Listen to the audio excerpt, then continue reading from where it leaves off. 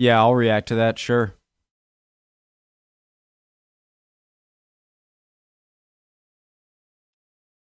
Okay. I gotta pick another.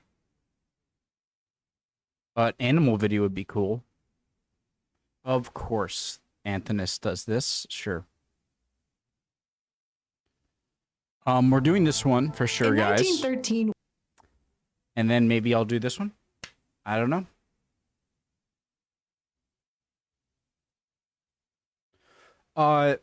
My name's Connor. If you're new, I hope you guys are doing well. Would appreciate. What have I said? Jesus Christ. Okay. Why station wagons are more popular in Europe than America? Sure. Why not? Let's find out. Sure. Hi, I'm Jack Smith, and right now it's station wagon savings time in the West. Time to hit the trail in high style with all the room and comfort that only a Rambler station wagon can give you. The station wagon was...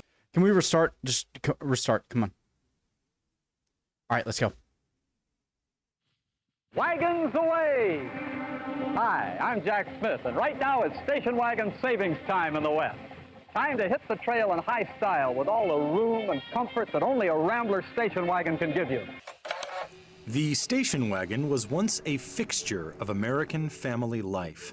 It was a common sight in American garages National and frequently Lampoon. featured in popular culture. These days, however, it has Ghostbusters. nearly vanished from U.S. roads. Americans, at least most of them, just don't like the segment, and it shows in the tiny number of wagons sold every year.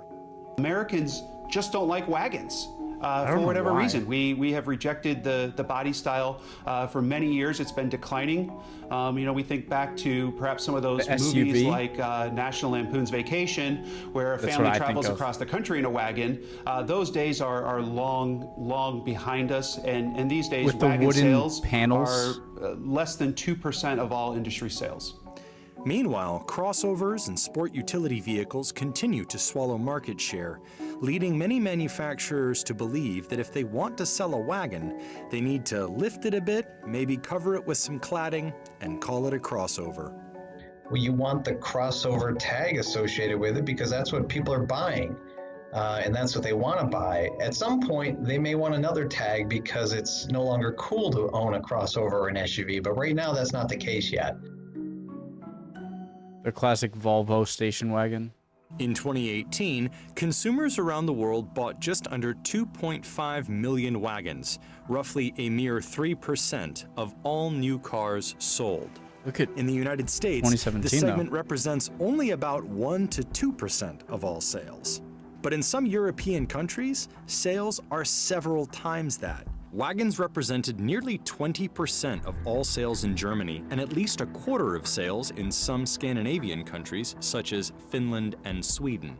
Wagons also comprised 23% of all sales in Czech Republic. It's not surprising, seeing as when I think of a station wagon, these days I think of Volvo. 16% I in own a Slovakia, Volvo. In fact, that's my car. 3% of all sales in It's Czech a SUV though. Republic, 16% in Slovakia, and 15% in Poland. In Sweden, it's our home country, close to 50% of our volume is related to wagons. You have the best residual values, you have the most loyal consumers, and also that is how we live in Sweden. Nature is very important. We do exactly in line with Americans. It's a lot of football and a lot of sports associated with our kids.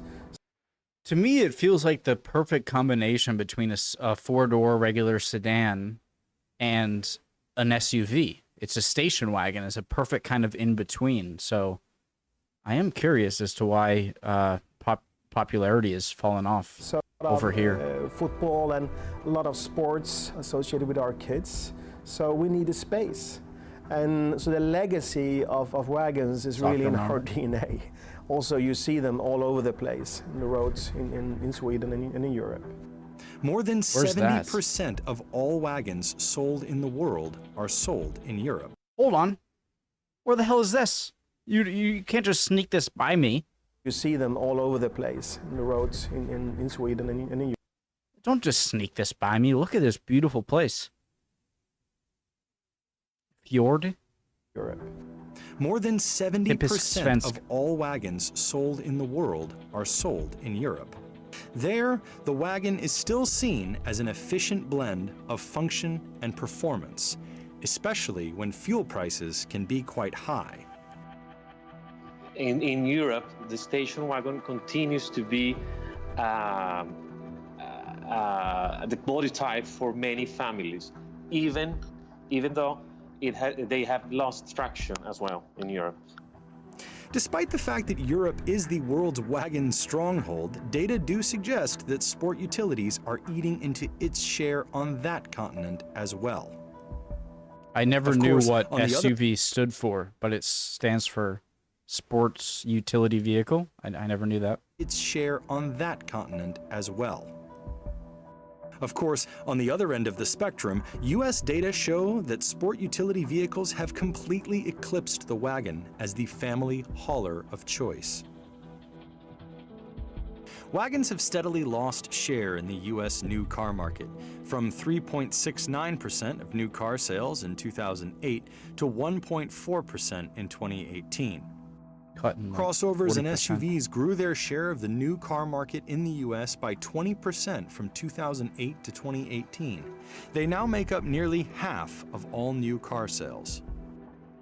For now, wagons have managed to find a way to keep a foothold, albeit a small one, in America. For example, the segment-straddling Subaru Outback has been a tremendously successful product for that company. Part wagon, part crossover, the Outback was introduced in the 1995 model year as a variant of the Subaru Legacy, but was soon spun out into its own distinct brand and has become something of a phenomenon. The Outback alone accounted for the vast majority of wagon sales in the US. Of that 1.4% of the US market wagons have, the Outback alone makes up 1.2%. Jesus Christ. That is beyond dominant. In other words, almost all of it. That means all wagons sold by all other brands combined would account for just 0.2% of the total US new car market. So when we talk about wagons, we're essentially talking about one model with a very decent industry share, and then a handful of other models that quite frankly don't sell very well. The Outback is an example of how wagon-like vehicles can be successfully marketed in the United States, and perhaps gives an idea of how they are likely to look in the future if they... So it's like Subaru has so much of that, such a large percentage of that station wagon sales in the US, or in that if you're another car company, is the Volkswagen market large enough to where it's even worth investing in newer cars that are station wagons to compete with Subaru? Or is it a dying car style, the station wagon, in that like it's not even worth investing the money to challenge Subaru in the market, and you might as well just invest in more SUV and other stuff? So they stick around. Though it retains many of the basic features of a wagon, the car is lifted a bit and covered in plastic cladding to give it more of a rugged outdoor appearance. I don't know if it looks like an SUV. It retains the basic silhouette of the wagon, but the Outback has evolved over time to incorporate more attributes of SUVs and crossovers, Subaru told CNBC. Yeah, at that point, it just looks like an SUV, but the roof is lowered a bit. This includes standard all-wheel drive, the ability to tow up to 3,500 pounds, and a full 8.7 inches of ground clearance, higher than what is found on many SUVs, the company said. They were one of the early players, obviously, in this crossover space before the term crossover was even mentioned, and that's, again, when they were being called wagons. So I think they've done well. They've got a very loyal buyer. They've expanded into, certainly the outdoor lifestyle buyer has long been a Subaru advocate. So I think, as that continues to develop and people are more interested in active lives, and certainly what Subaru has to offer from just an on-road capability, but also on dirt and on trails even. But the problem is that SUVs can also do that. So I'm curious, like when I said it looked like an SUV, just the roof is lowered. I'm curious, like, what about it is different from an SUV other than that? The roof is shorter. Is there still some performance benefit from having a station wagon? Why do I keep forgetting station wagon? I even had to look up at the title for a second. For a station wagon, or is the, like, do they offer some sort of fuel benefit as opposed to SUVs that SUVs are now closing the gap of? And so, like, why buy a Jesus Christ, I can't remember station wagon. I'm like, wait a second, what are we, like, why buy a station wagon if you can just buy an SUV when the you know, the fuel mile range is closing? I'm curious to know the difference Shows under that the selling hood. a wagon in the US may be a lot easier if it happens to look like a sport utility vehicle. In fact, it might be one of the only wagon-like vehicles to survive in the United States. But yeah, no question about it. The wagon market is certainly taking cues from the SUV and crossover segments, and adding, as you said, a little bit of cladding, raising the ground clearance up a little bit to give it that view that essentially it can compete with a crossover. That rather dire outlook has not stopped other automakers from rolling the dice, though. General Motors sells the Buick Regal Tour X, a US version of the Opel Insignia wagon GM used to sell in Europe when it owned the Opel brand. Notably, the US version has the same plastic cladding and slight lift, which is not seen on the European version. But with a lower center of gravity, it gives more sedan-like driving dynamics and a lower roof for easy rooftop access, key features wagon buyers want in a car.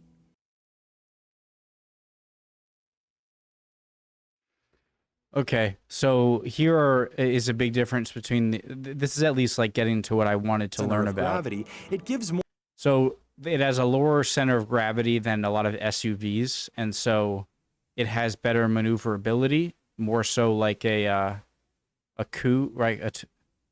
Like more like a smaller car, but has more of the space inside to compete with SUVs for carrying people and storage of bags and whatnot. But that's a selling point, but the shorter roof for easier access. I mean, when people are going for a trip, maybe you got to get out a step stool or something. Yeah, that's a little more convenient, but is it worth a little less space? I don't know. More sedan-like driving dynamics. Guys, what do I know about this stuff? Please let me know if I'm saying anything stupid. There's a very large possibility of that happening. But with a lower center of gravity, it gives more sedan-like driving dynamics and a lower roof for easy rooftop access, key features wagon buyers want in a car. There are several positive signs for wagon fans elsewhere in the US if they have the cash. Much of the variety in the US wagon market is found at the higher end, where luxury and high performance can gloss over the otherwise dowdy and domestic image the wagon has.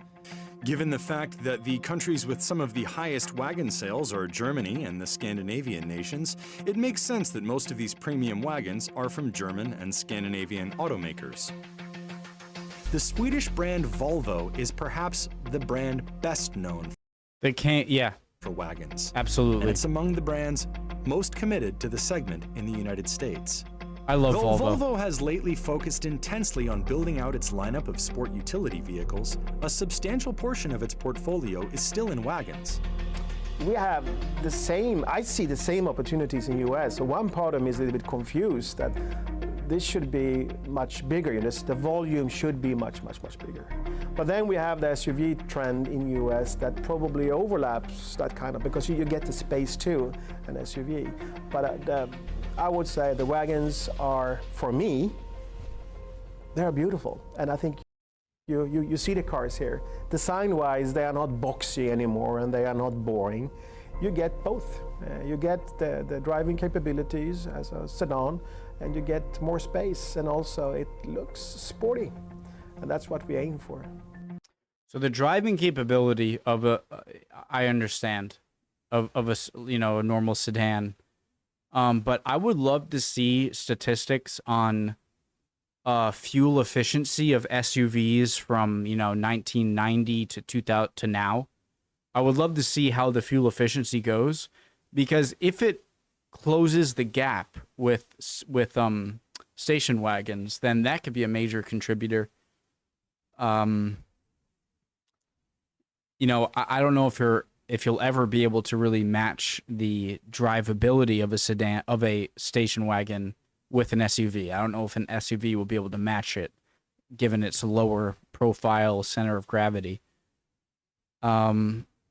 But I would be very curious to see the fuel efficiency. Volvo sells the mid-sized V60 wagon and the larger V90. Both can be bought in the cross-country trim, which means the car is lifted and comes with the familiar dark cladding on the sides of the car. And Volvo also has a 415 horsepower performance hybrid version of its V60, bearing Volvo's Polestar brand, which was once its in-house performance shop and now specializes in making high-performance electric vehicles. Mercedes-Benz sells its E-Class wagons in the US, mostly to well-heeled buyers with families. The car sells especially well in the Northeast. Wagon sales make up a tiny portion of Mercedes' US total, 0.7% to be exact. But buyers are loyal, and they pay. An E450 4MATIC wagon starts at about $66,000, and the higher performance... In terms of this level of luxury, I usually think of, the Mercedes, the Audi. In terms of station wagons, I definitely think of the Audi station wagon. I remember a friend growing up, his parents had that car, and I remember riding in it. It makes me think of that. But I definitely think of the Audi model of station wagon well before the Mercedes. AMG E63S starts above $108,000. Wow. Fellow German automaker Audi said in August of 2019 it plans to bring the RS6 Avant wagon to the US. The RS6 Avant is a performance wagon Audi will sell alongside the A4 All-Road wagon it currently offers, and the A6 All-Road, which Audi said in October it will also be bringing back to the US. In recent years in the United States, Audi has only sold its A4 All-Road wagon, which is also a popular choice among premium wagon buyers. Even Porsche has a wagon-like vehicle. I love the Porsche. I call it Porsche, I guess. I love the Porsche SUVs. I always have. Is it Cayenne or something like that? Or I don't know. But I always saw, I guess, SUVs as if you had a Land Rover, or no, a Range Rover, I think, or a Porsche, even better. Like, that's just like a really best quality SUVs you can get, and I always love those. However, never been the in number one, of wagon-loving diehards the Porsche seems one, to at be least. shrinking, and many in the industry are not optimistic that the wagon will make a comeback anytime soon. I really want to look at the SUV statistics. I wonder how many more true. cracks at the bat we're going to get here from this forbidden fruit and these wagons coming from overseas. So things are getting even slimmer for wagon enthusiasts out there. And so the future for wagons is it's going to be tough for future European wagons to really come to the United States. What buyers are more likely to end up with is a crossover, which some say is really a wagon in a slightly different form. Or just really an SUV. There isn't a lot of what I would call pure wagon development going on right now.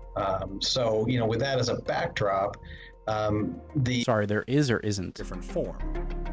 there isn't a lot of what I would call pure wagon development going on right now.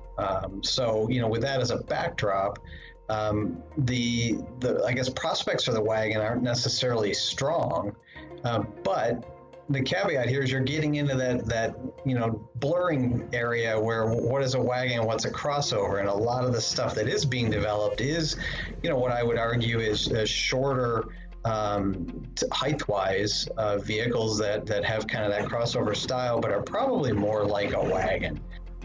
Sport utility vehicles do seem to have certain practical advantages over traditional passenger cars that consumers seem to find irresistible. Most importantly, their taller height gives drivers a better view of the road and often a more comfortable, upright seating position.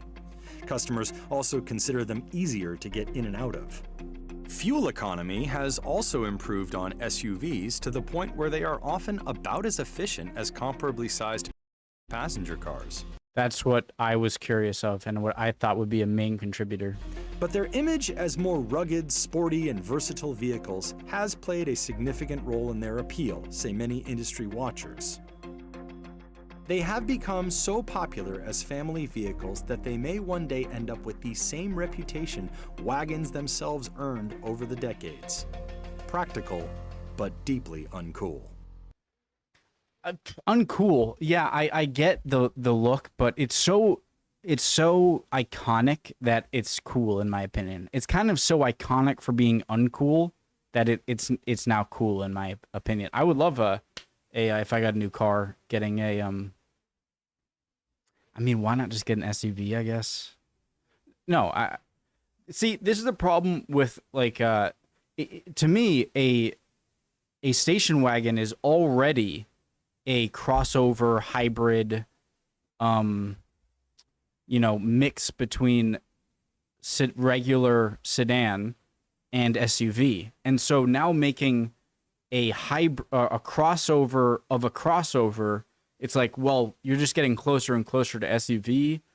And I'm sure car technology in general over the past few decades has evolved enough to where a certain type of car can meet a lot of requirements that you would have to be more selective in the past for those requirements.